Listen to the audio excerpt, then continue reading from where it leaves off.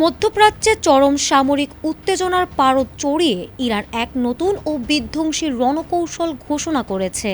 বিশ্বমঞ্চে কাঁপন ধরানো তেহরানের এই চূড়ান্ত হুঁশিয়ারি এখন আন্তর্জাতিক রাজনীতির মূল কেন্দ্রবিন্দু। চিরবৈরী শত্রুপক্ষের সম্ভাব্য আঘাত রুখতে তারা এখন আর কোনো নির্দিষ্ট সীমারেখায় সীমাবদ্ধ থাকতে রাজি নয়। বৈশ্বিক এই সংঘাত কি তবে এক নতুন বিশ্বযুদ্ধের ইঙ্গিত দিচ্ছে? ইরানের শীর্ষ আইন প্রণেতা ও জাতীয় নিরাপত্তা কমিটির সদস্য ইব্রাহিম রেজাই স্পষ্ট জানিয়েছেন, তাদের ওপর যেখান থেকে হামলা চালানো হবে ঠিক সেই উৎসেই সরাসরি পাল্টা আঘাত হানা হবে। নতুন এই যুদ্ধ কৌশলে শত্রুর যে কোনো বিশ্বব্যাপী ঘাঁটি লক্ষ্যবস্তুর আওতায় পড়বে।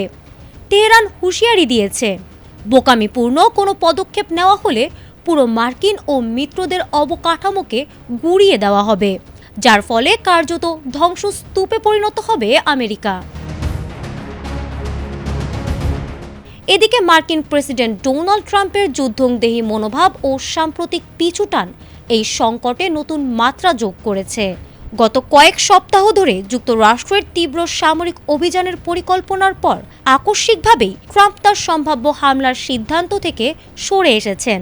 সামাজিক যোগাযোগ মাধ্যম ট্রুথ সোশ্যালে দেওয়া এক পোস্টে ট্রাম্প দাবি করেছেন, একটি দ্রুত চুক্তি সম্পন্ন হওয়ার শর্তে বিশ্বের দীর্ঘমেয়াদী ভবিষ্যৎ ও সমৃদ্ধ ইরানের স্বার্থে তিনি এই আক্রমণ স্থগিত করেছেন। তবে বিশ্লেষকদের একাংশের মতে ইরানের এই ভয়াবহ পাল্টা আঘাত এবং আমেরিকায় মহাধ্বংসযজ্ঞ চালানোর হুমকির ভীতি ট্রাম্প প্রশাসনকে পিছু হটতে এবং কূটনৈতিক পথে হাঁটতে বাধ্য করেছে।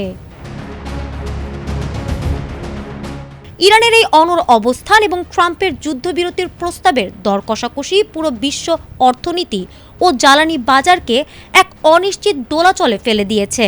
এখন দেখার বিষয়, ওয়াশিংটন ও তেহরান কি শেষ পর্যন্ত কোনো কার্যকর চুক্তিতে পৌঁছাতে পারবে, নাকি এই সাময়িক বিরতি বড় কোনো মহাপ্রলয়ের পূর্বাভাস মাত্র? ফারহানা হক, ATN বাংলা।